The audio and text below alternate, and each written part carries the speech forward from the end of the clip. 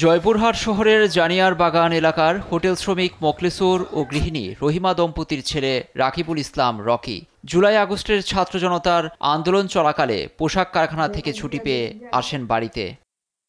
ছুটিতে এসেও গেল 4 আগস্ট ছাত্র জনতার মিছিলের শব্দ শুনতে পেয়ে ঘরে বসে থাকতে পারেননি রকি। 6 মাসের নববধূকে রেখে প্রতিবাদে সামিল হতে নেমে পড়েন রাজপথে।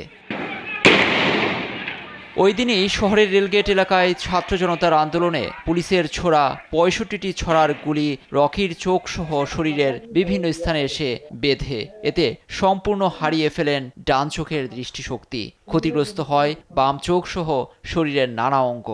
4 আগস্ট অনেক সময় দেখি রাস্তায় হইচই, পরে বাসা থেকে বের হয়, বের দেখি ছাত্র ভাইরা মিছিল করতেছে। ওদের সঙ্গে আমি মিছিলে যোগদান করে জয়পুরহাটে 0 পয়েন্টে এলগেটে যাই। পরে পুলিশ টিয়ার ছেড়ে পরে ওভার বুলেট আর ছিটাগুলি মারে। ছিটাগুলি আমার গায়ে 65টা লাগে, পুরো শরীরে, এমনকি ডান চোখেও লাগে। আমার হাসপাতাল 2-3টা প্রসঙ্গ পর ডাক্তার বলে তোমার ডান চোখে তুমি দেখতে পাবে না। এদিকে ছেলের চিকিৎসা নিয়ে সময় দিতে গিয়ে বাবাকে হারাতে হয়েছে হোটেলের শ্রমিকের কাজ। দরিদ্র পরিবারটি এখন পার করছে মানবেতর জীবন। সরকারের কাছে আমার একটাই আবেদন, আমার সন্তানের যদি সুচিকিৎসাটা করে সরকার। আর আমরা গরিব, আমার স্বামী হলো হোটেলে কাজ করতে, এখন কাজ কাম নাই, ছেলের সাথে দৌড়াদৌড়ি করতে কাজও চলে গেছে। এই ছেলের উপরে আমাদের সংসার চলতো। আমাদের বাড়ি ঘরে নাই, যে বাসায় থাকি বাড়ি এলাকা ঠিক মতো ভরা দিতে পারি না। আসে অনেক গালাগালি করে, অনেক কিছু কথা বলে। বাইরে অনেক শুনেছি, অনেক রুগী ঘরে গিয়ে যাবে। যদি আমার ছেলেরও যে চিকিৎসার জন্য কোনো ব্যবস্থা করে সরকার দিতে পারে, মানে এটাই আমার সরকারের কাছে আবেদন। এতদিনেও মেলেনি কোনো সরকারি সহায়তা। রকির উন্নত চিকিৎসার ব্যবস্থা এবং আর্থিক সহায়তার আবেদন করেন প্রতিবেশীরা।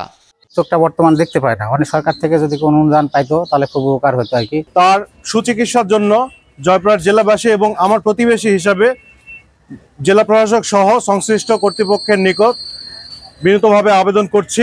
তারা ভাড়া বাসাতে থাকে, তাদের খুব কষ্টে জীবনযাপন করে। তার চোখে আঘাতপ্রাপ্ত হয় এবং তার চিকিৎসার অনেক প্রয়োজন।